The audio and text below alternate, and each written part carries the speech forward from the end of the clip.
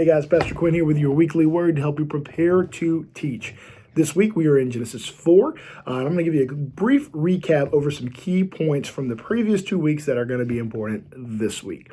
First off, I want to mention that God did create the world. He created the world as a perfect place in Eden. He had 2 trees in the garden. He commanded Adam to watch and keep the garden, gave him the command to eat of the tree of life, but not of the tree of the knowledge of good and evil. Of course, we do know that Adam did eat of the tree of the knowledge of good and evil. After Eve did, Eve was deceived by the serpent. Now, key thing with the trees here is that we know that the tree of the knowledge of good and evil brings forth death, right? We know that that was something that God had already told Adam, the day you eat of it, you will certainly die. Note, that doesn't mean they will die immediately, but that their death will be an inevitability. All right, then we have Satan, who speaks to Eve and says, well, God didn't really say it that way. You won't surely die, yada, yada, yada, convinces Eve to eat the fruit, so forth and so on.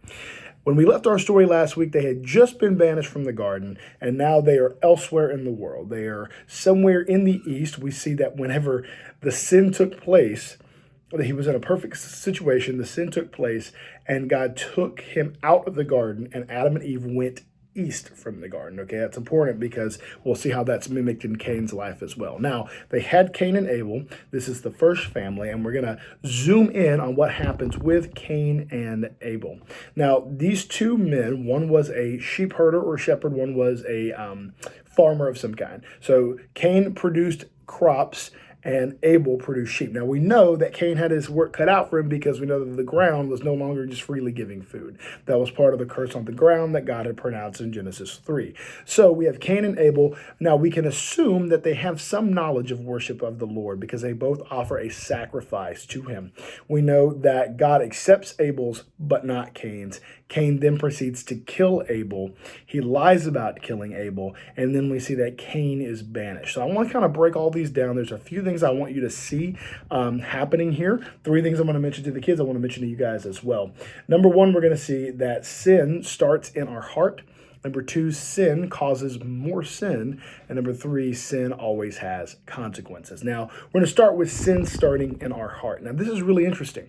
If we actually look all the way forward in the New Testament in James, we'll see how this is fleshed out. James describes to us how sin takes place. He says that God doesn't tempt us to sin, but that sin starts with desire in our heart. And when that desire gives birth to sin, and that sin, when fully grown, brings forth death. Now, if we look at the story of Cain and Abel, when Abel gives his sacrifice to God,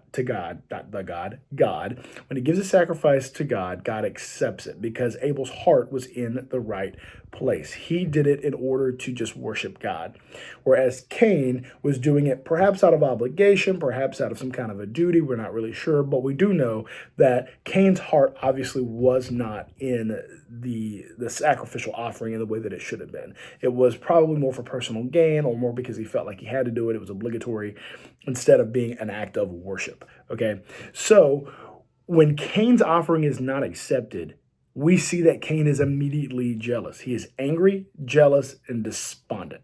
Okay, that's very important because it mirrors what James says. Cain's anger and all that started in his heart, and all those emotions in his heart gave a desire for his offering to be accepted, and a desire to have Abel out of the way so that his offering was accepted. So then Cain kills Abel. He sins against Abel by killing him in order to accomplish whatever goal he set up in his head as going to be the solution here. Okay, now, keeping all that in mind, I want you to think about the sins that Cain has committed. He's sinning by having the anger and the jealousy. He is sinning by killing him. When God asks him where his brother is, he says, I don't know. Is it my job to keep my brother? I have no idea. So then he lies about it. He tries to put the blame on something else. So that's going to kind of lead us to our second point, which is that sin always causes more sin. See, after Cain had the desire in his heart, after he made the choice to kill his brother Abel, the sin just kept continuing. We've already established last week that sin is disobedience to God. We know that God doesn't want that murder and all those things to happen because those are bad things, evil things. It's a corruption of the original plan that God had. Also note here that this death is the fulfillment of the curse in Genesis 3. God said that there would be death as a result of eating the tree of the knowledge of good and evil. And now we see that death right after that in the children of Adam and Eve. It has immediately come true. Really important you catch that. Now, his sin keeps leading to more and more sin. We find that he lies about killing Abel, and then God banishes him from the garden. Note here that he follows Adam's pattern. When Adam was banished from the garden, Adam went east. When Cain is banished from east, from wherever he's at with Adam and Eve, he picks up his things and he goes east. Now, here we see a different type of curse. Beforehand, God cursed the serpent, God cursed the ground, but he did not curse people. Here, he curses Cain, and he says that he will be a restless wanderer on the earth. Very important. Restless wanderer. Cain was not supposed to settle. He was supposed to be a nomad. He was supposed to not have any place to hang his hat, to call his home, okay? That is extremely important because what do we find later in chapter 4 that Cain does? He builds a city. So instead of striking him down, God doesn't strike Cain down whenever he kills Abel, but he does say you are banished from the garden. Cain gets worried that someone's going to kill him because they know he's been banished from God's presence, right? Just from an apologetic standpoint, keep in mind that there are other people on the earth at this point, most likely. These are probably not the only two kids that Adam and Eve have, so the earth is becoming populated as we go here. That's just, if a kid asks you about that, just keep that in mind.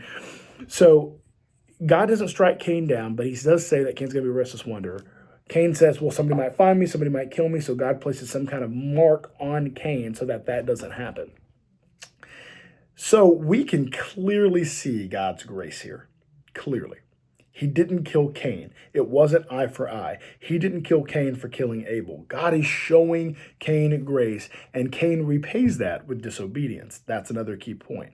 When Cain goes out east and he builds the city, he is disobeying what God said. God said, you will be a restless wanderer. But Cain doesn't want to be a restless wanderer. He wants to build a city. And so he goes against what God has commanded him to do as a result of this sin. So his sin had consequences. He killed Abel. The consequence was he was banished from the garden. He was a wanderer. He didn't want that consequence, so he sinned again. He was disobedient to God again. That disobedience is sin, as we found out in the garden when Adam and Eve disobeyed God with the serpent. So there is a pattern here of this disobedience, which shows us that this sin is a constant thing. So let's talk about this in our own personal lives, because we see this in our own lives as well. We really want to emphasize that anytime we sin with our actions, it is a result of our heart. Whenever we sin against somebody else, it's because we're angry, we're jealous, we desire something. When that desire gives birth, it gives birth to sin, and we take actions that are not appropriate. We take actions that disobey, dishonor, and disglorify God. Super, super important. Then we really want to point out that sin's always leading to more sin, just like with Cain. He didn't just stop at killing Abel. He had the sin of his heart. He had the sin of killing Abel. He had the sin of later lying about killing Abel, and then the sin of disobeying God and building the city. So it's just a constant thing.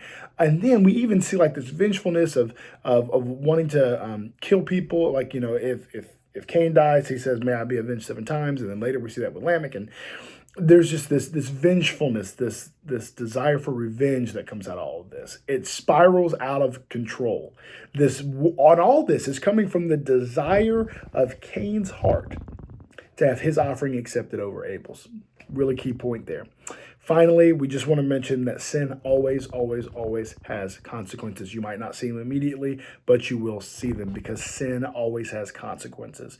When we disobey God, there is a consequence, whether it's immediate, whether it's in the future.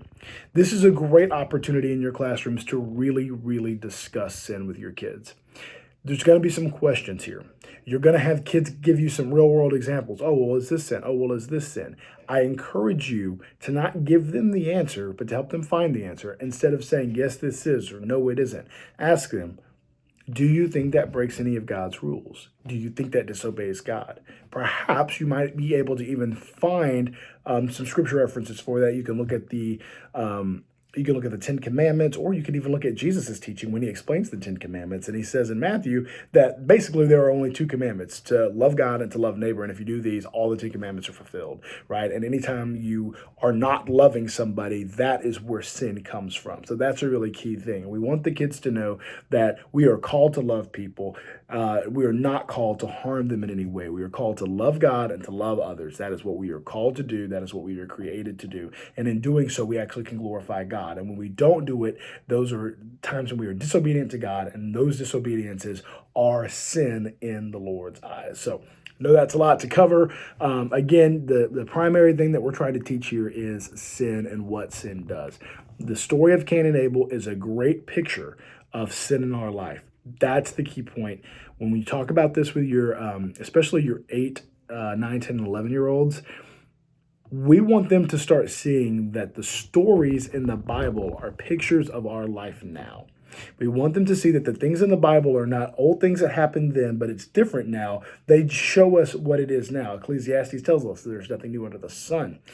When we see Cain and Abel, we should see that, and we should see ourselves in that. And we should see how Cain took his path, and we should be prompted to take a different path because of the love of Christ in our life, because we are called to love like Jesus, because Jesus says we should love God and love our neighbor. So we should respond differently than Cain responded. And inevitably, sometimes we do respond like Cain responded. So we want the kids to start making that connection. Here's what happened in the Bible. Was this right or was this wrong? Do I respond this way? If I do, how do I fix it? And if I don't, how do I prevent it? That's when the application starts really happening. So I just really encourage you to dig deep with the kids this week. Really press them on applying this to their life. As you guys know, love Genesis. Think it's an awesome book. I think it explains things really, really well. I think it's a key part of our understanding of the world is knowing how everything is set up in Genesis. So if you guys have any questions, please reach out to me. You know, I'm always more than happy to help you guys out. I thank you guys so much for what you do with our kids, and we'll see you on Sunday morning.